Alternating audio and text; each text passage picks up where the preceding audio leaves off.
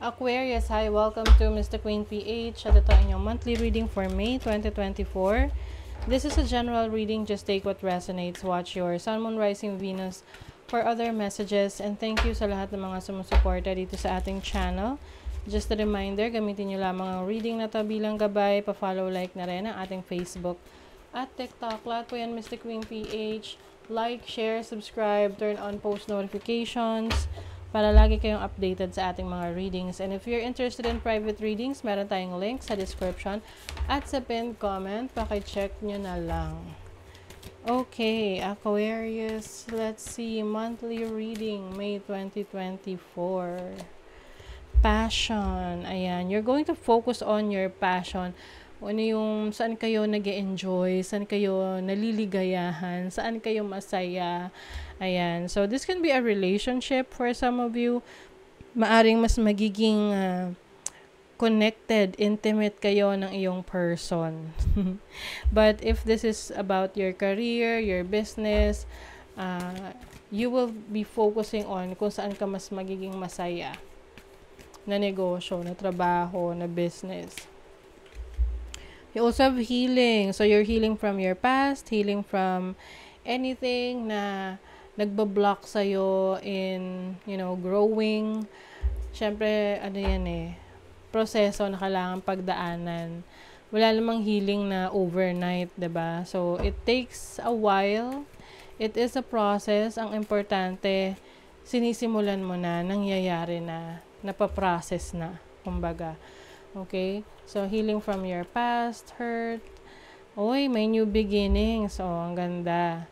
So, ganoon naman talaga kapag ikaw ay nakapaghilom na. Ayan, nag-open na, nagbubukas na ang bagong kabanata ng buhay mo. Kasi na-let go mo na yung energies from the past. Tignan natin kung saang area of life tong may new beginnings. Saan area of your life ng mga Aquarius ang new beginnings? Uy, 10th house, which is about your career. Oo, yung trabaho nyo, business. Maring iba, may new beginning sa pagsisimula ng bagong negosyo, or may bagong trabaho kayo, bagong company, bagong posisyon, may na-promote, o diba? Let's see your overall energy. You have the 9 of Wands. So, meron ditong nagpapakatatag sa sitwasyon niya. Kahit na nahihirapan siya.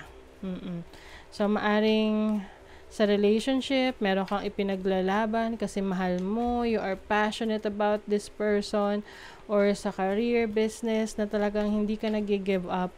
Kasi alam mo na meron tong magandang kahihinatnan at magbubunga rin yung mga sacrifices mo at yung mga efforts mo. Let's see your challenge. Your challenge is the 2 of Swords.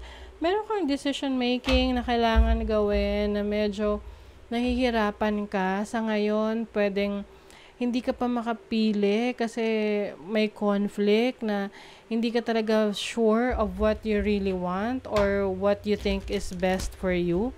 But in making decision, mas makakabuti na mag-tap in ka sa iyong instinct, sa iyong intuition, kasi yan talaga yung guide mo eh. Siyempre, you need to pray na i-lead ka sa best decision para doon ka mag-excel, diba? Walang sisihan pagdating sa pagdedesisyon. Nasa sayo pa rin naman yan, no? Kailangan lang na alam mo kung saang direction yung gusto mong tahakin para yung decision mo in alignment sa future mo. Let's see your opportunity.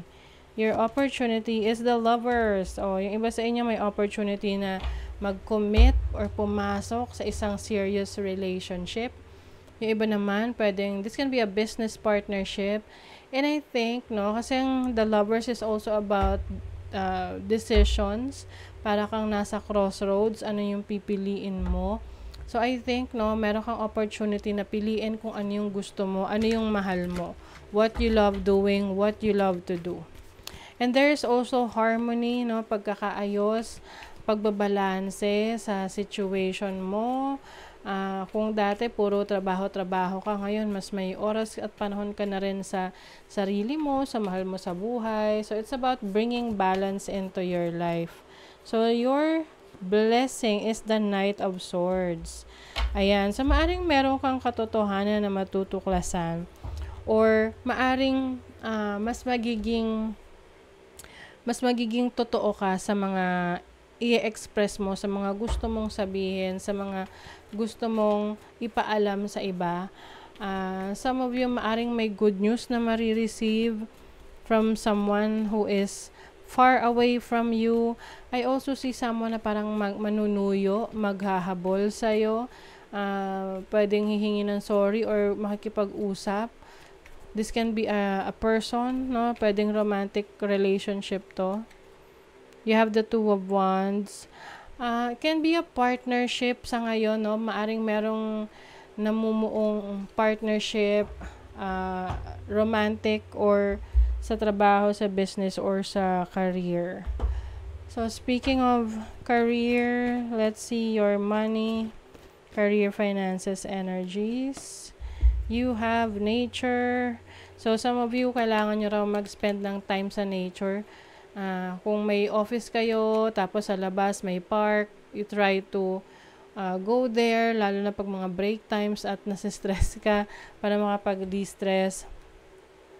May mga pagkakataon na feeling mo, hindi ka na masaya sa situation mo sa trabaho, sa career, sa business. So, pag ganito, kailangan may baguhin ka. It's either magdadagdag ka ng bagong skills or mismo ikaw maglalakas loob ka, nakausapin yung boss mo o na para ilipat ka ng ibang trabaho na kung saan mas mag-e-enjoy ka, kung saan mas may growth. Kasi meron ditong upgrade. So, some of you maaring merong promotion na parating sa trabaho. Kailangan lang maging assertive ka, no? Kailangan lang yung tipong you know what you want and hindi ka nahihiya na sabihin yung gusto mo. Kasi yung pagiging prangka at totoo mo sa sarili, yan yung blessing sa'yo actually So, may upgrade pagdating sa career. It's either you will have your own business or merong leadership role sa'yo or promotion na kung saan mas tataas syempre ang iyong sweldo. May new beginnings for some of you. You have the Five of Swords. I think mas magiging competitive kayo. Kung dati parang hinahayaan nyo lang na, sige sila, competitive sila. Tapos ngayon nakikita mo yung iba, mga dati mong kasabayan na po-promote, tumataas na yung kanilang position sa trabaho. Yung iba feeling nyo na pag-iiwanan na kayo. Then ngayon, this is the time for you to take action, take a risk, be more assertive, mas maging competitive ka para maipakita mo rin sa boss mo na you are doing better, 'di ba? Nag-i-improve ka rin at gusto mo rin na mas umunlad pa. Oo, pwede rin naman tong sa mga nasa business, mas nagiging assertive ka, mas nilalakasan mo, ginagalingan mo ang iyong mga marketing strategies para mas kumita ng pera, yung mga ganon, or mas ginagalingan mo yung products mo, yung services mo. So, for the relationship, you have options, sorry. Maring merong nagsisisi sa nagawa niya sa'yo. Oo, pwedeng itong taong to magbabago. Wheel of Fortune. Magbabago na ng ugali, maaring aayusin niya na yung pakikitungo niya sa'yo. Whether this is a romantic relationship or a friendship, I think this person wants to have a stable relationship with you.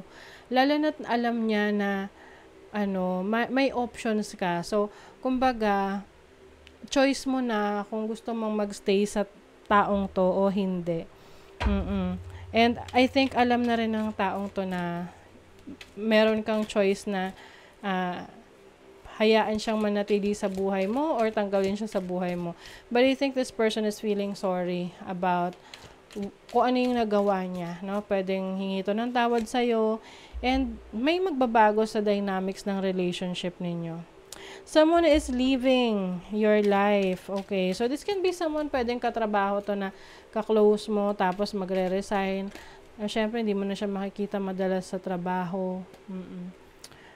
Chain of events that will affect you. Yeah, I think this person, kung sino man tong aalis sa buhay mo, medyo maapektuhan ka nito dahil maaring malalim yung naging pinagsamahan ninyo.